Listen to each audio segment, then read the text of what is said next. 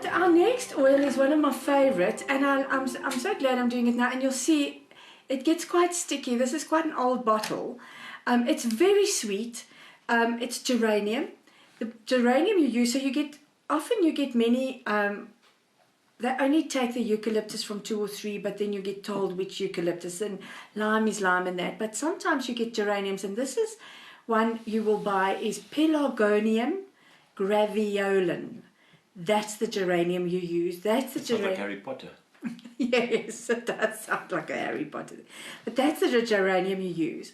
And I wanted to talk about geranium today because my geraniums have gone mad in my garden. So I want to show you a bit about geranium. So that's a geranium. In Afrikaans, so in South Africa, we've got a language called Afrikaans, and it's called a malva-blommetjie.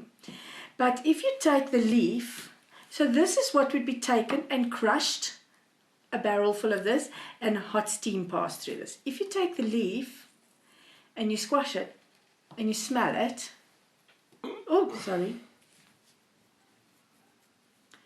So you smell it. So if you want to, in the morning, so this is a trick for you.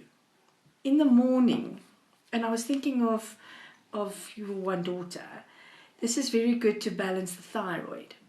And this plant is awesome because it's a bit of a desert plant. You can take this and you're going to shove it in the ground and you'll grow your own bush. And it's flavorful. So you take it, you pick it just like this, you take the flowers off and you wash it.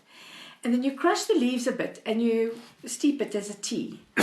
And to drink it in the morning is a very, very good for balancing the hormones. It calms the digestive system, and it's uplifting. But it's incredibly good for the thyroid. Geranium is very good for the thyroid. Any imbalance in the thyroid, hyperthyroidism, hypothyroidism, it's very good, slow or fast. It will balance your thyroid.